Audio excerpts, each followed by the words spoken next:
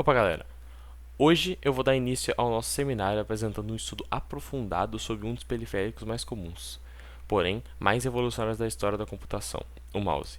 A proposta desse trabalho é ir muito além do óbvio e, em vez de simplesmente olharmos para o acessório de plástico que fica ao lado dos nossos teclados, nós vamos fazer um resgate completo de sua trajetória.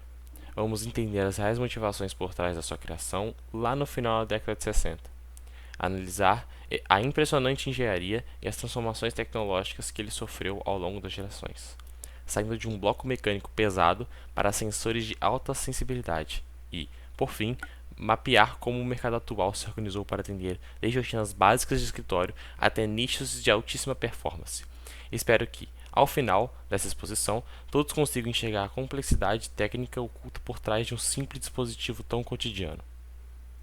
Entrando no nosso conteúdo, vale reforçar o fato de que o mouse continua sendo, de longe, o dispositivo de entrada mais utilizado no mundo para controle de computadores corporativos e domésticos.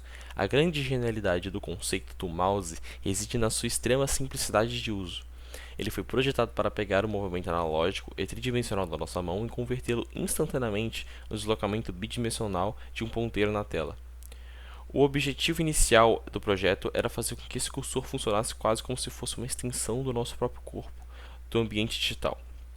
Se pararmos para observar as nossas ações diárias no computador, nós executamos comandos complexos de forma totalmente automatizada e sem pensar. Nós arrastamos arquivos pesados de uma pasta para outra, navegamos por menus suspensos, clicamos em botões virtuais para confirmar cadastros e selecionamos blocos de texto.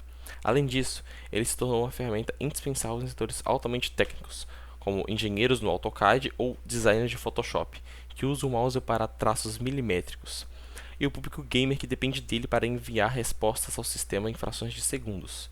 Sem o mouse, a nossa interação com a tecnologia seria infinitamente mais lenta e limitadas a comandos puramente digitados. Para compreendermos o real impacto do mouse, precisamos voltar até o dia 9 de dezembro de 1968, na Califórnia, durante uma conferência que ficou eternizada na história da tecnologia como a mãe de todas as demonstrações. Foi ali que o engenheiro e inventor Douglas Engelbart apresentou o primeiro protótipo funcional ao lado de seu colega Bill English, que foi o homem que liderou o desenvolvimento da peça. No registro oficial das patentes, o nome do dispositivo era extremamente complexo e nada comercial. Chamava-se Indicador de Posição XY para Sistemas de Exibição. No entanto, o termo mouse surgiu como um apelido de laboratório, porque o cabo que ligava o dispositivo ao computador saía pela parte de trás, e lembrava muito a cauda de um rato correndo pela mesa. Esse primeiro modelo era rústico. Consistia em uma caixa de madeira cortada e lixada à mão, equipada com apenas um botão na parte superior e duas rodas metálicas na parte de baixo, que registravam os movimentos do eixo vertical e horizontal. O fato mais curioso e irônico nessa história é que, naquela época, a invenção foi considerada um fracasso comercial e ficou anos guardada sem utilização. Isso aconteceu porque os computadores da década de 60 eram máquinas gigantes que operavam exclusivamente por linhas de comandos textuais digitadas no teclado. Não existiam teclas coloridas, não existiam sistemas operacionais visuais e não existiam janelas. Ou seja, Engelbart criou um apontador para um mundo digital que ainda não tinha nada para ser apontado. O dispositivo nasceu sem ter muita coisa para ele apontar. A evolução prática e a popularização do mouse só começaram a ganhar tração na década de 1970, quando os engenheiros perceberam que o sistema de rodinhas metálicas prendia muito o movimento na diagonal.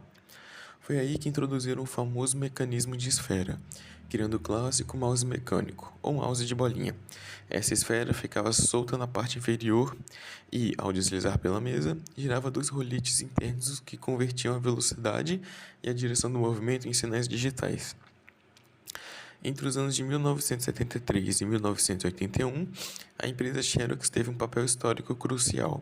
Ela lançou computadores de pesquisa, como o Xerox Alto, que foram os primeiros na história a trazer o conceito de desktop, ou área de trabalho, integrando o uso do mouse diretamente à interface do usuário. Em 1983, a Apple, capitaneada por Steve Jobs, adotou essa tecnologia no computador Lisa e, posteriormente, no Macintosh, reduzindo os custos de fabricação e espalhando o mouse pelas mesas de escritórios e residências no mundo todo. Quem viveu a era dos mouses de bolinha lembra do maior problema deles, o acúmulo crônico de poeira e gordura da mesa dentro dos roletes, o que fazia o cursor travar a todo momento e exigia que o usuário ficasse abrindo o dispositivo para raspar a sujeira. Essa dor de cabeça só terminou na década de 1990, com a revolução dos mouses ópticos. Eles eliminaram todas as partes móveis e passaram a usar um sensor de luz para ler o terreno, inaugurando a era moderna dos periféricos que conhecemos hoje, que culminou nos mouses sem fio e nos sensores a laser atuais. Se pararmos para fazer uma análise técnica da anatomia de um mouse contemporâneo, nós vemos que a indústria se consolidou ao redor de três componentes de comando fundamentais, que padronizaram a forma como a humanidade navega nos softwares. O primeiro deles é o botão esquerdo, que concentra a maior parte do fluxo de trabalho. Ele é o gatilho principal, utilizado para selecionar arquivos, arrastar ícones, marcar caixas de seleção e dar o famoso clique duplo, que aciona a abertura de programas e documentos. O segundo componente é o botão direito, que atua como um atalho focado em funções secundárias. Quando clicamos com o botão direito sobre qualquer elemento da tela, o sistema operacional abre instantaneamente um menu de contexto, exibindo propriedades ocultas daquele arquivo, opções de recortar, colar, renomear ou configurações específicas. Por fim, posicionado exatamente no centro do dispositivo, temos o botão do scroll, ou rodinha de rolagem vertical. A introdução do scroll foi uma das maiores melhorias de usabilidade da história, pois permitiu que os usuários rolassem páginas infinitas de sites da internet ou documentos de textos longos de forma fluida. Isso eliminou a necessidade antiga de ter que mover o cursor até a borda direita da tela para arrastar manualmente a barra de rolagem, tornando a leitura mais natural e menos cansativa para os dedos. Um dos pontos mais importantes para entendermos as variações de preço e desempenho nas lojas é o tipo de tecnologia que o mouse utiliza para rastrear a superfície embaixo dele. Deixando o modelo mecânico de bolinha no passado, hoje o mercado é amplamente dominado pelo mouse óptico tradicional. O mouse óptico funciona emitindo uma luz LED, geralmente infravermelha, combinada com um sensor fotográfico minúsculo que tira milhares de fotos por segundo do chão, comparando essas imagens em tempo real. O processador interno calcula para onde a mão está se movendo. Ele é extremamente durável, barato e funciona de forma fantástica em superfícies foscas, escuras ou mousepads de tecido. O grande ponto fraco do sistema é que ele não consegue ler superfícies reflexivas ou transparentes. Se você tentar usá-lo sobre uma mesa de vidro ou um plástico muito brilhante, a luz rebate de forma errada e o sensor fica como se fosse cego. E o cursor começa a pular na tela ou simplesmente não se move. Para contornar essa limitação técnica, foram criados os mouses a laser. No lugar do LED comum, eles utilizam um feixe de laser invisível de alta frequência que consegue mapear as microimperfeições mesmo de superfícies perfeitamente polidas. A grande vantagem do mouse a laser é que ele funciona em absolutamente qualquer lugar, inclusive no vidro puro. No entanto, eles cobram um preço por essa tecnologia sendo consideravelmente mais caro. E, por serem ultrassensíveis, qualquer partícula mínima de poeira na mesa pode te causar pequenos saltos indesejados no cursor, exigindo superfícies sempre limpas e bem cuidadas. Avançando na nossa análise, a escolha de um mouse hoje não depende apenas do sensor, mas também depende de como ele se conecta ao computador e do seu desenho ergonômico.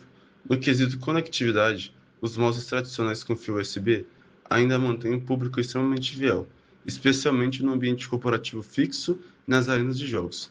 A grande vantagem do cabo físico é a transmissão direta de dados por energia, o que garante latência zero, ausência total de interferências eletromagnéticas e um tempo de resposta instantâneo.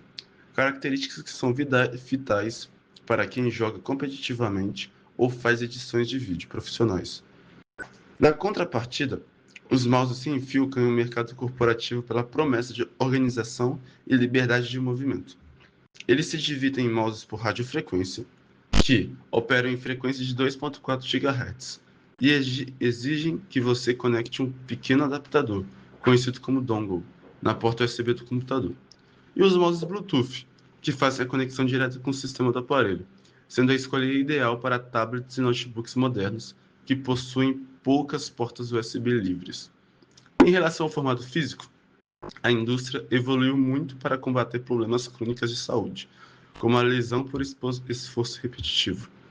O principal exemplo é o mouse vertical, que força o usuário a posicionar a mão de um lado imitando a postura natural de um aperto de mão, tirando toda a pressão esmagadora que os mouses comuns colocam sobre os tendões e nervos do pulso.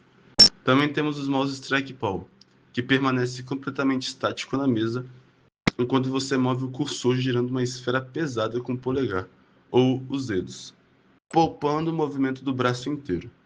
E por fim, os mouses gamers, que oferecem estruturas ajustáveis, pesos internos removíveis, botões laterais programáveis para macros e a capacidade de alterar o TPI, que é a velocidade da sensibilidade.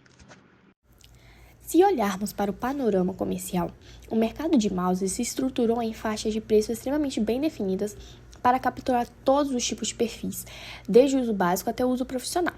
Na base da pirâmide, temos os mouses de entrada ou de escritório com fio básico, que custa por ali de 10 a 30 reais, e trazem componentes simples, focados apenas na durabilidade diária. Subindo no legado da pirâmide, os mouses sem fios comuns para rotinas de home office ou estudos varia de 50 a 120 reais, com exemplos muito famosos no mercado como os modelos M170 e M240 da marca Logitech. Quando entramos no segmento gamer, focado em custo-benefício, os preços saltam para a faixa de 80 a 180 reais, onde marcas como Red Dragon e Attack Shark oferecem sensores mais rápidos e iluminação RGB ajustável. No topo do mercado estão os mouses gamers de alta performance e para jogadores profissionais, que utilizam conexões sem fio de nível militar, estruturas vazadas ultraleves que pesam menos de 50 gramas e sensores ópticos de altíssima fidelidade, ultrapassando facilmente as marcas de 250 a mais de 500 reais.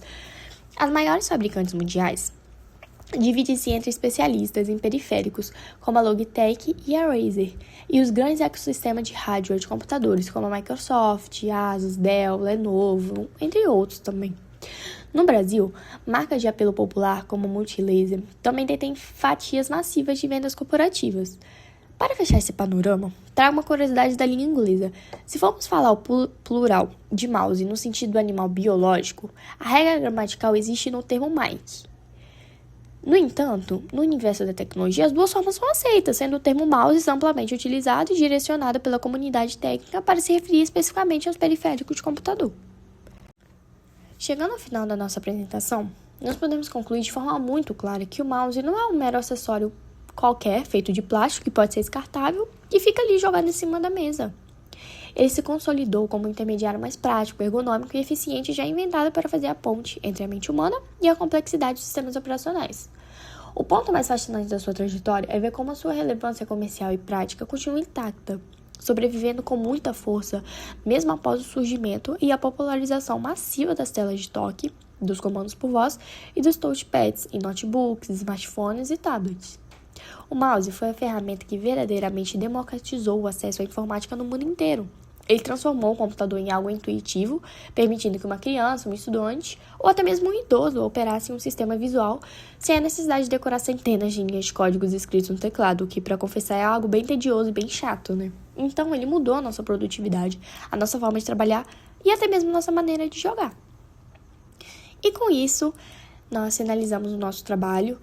Se ficou qualquer dúvida, algo que não ficou tão claro assim, teve dúvida de qualquer coisa que foi dita, foi falada, só olhar aqui as nossas referências. A gente deixou aqui o link de todos os sites que foi usados para pôr todos os dados nesse seminário, desde que seja o que foi escrito e o que foi falado. Qualquer dúvida é só dar uma pesquisada. E é isso, com isso a gente encerra a nossa apresentação. Obrigada aí pela atenção e até uma próxima.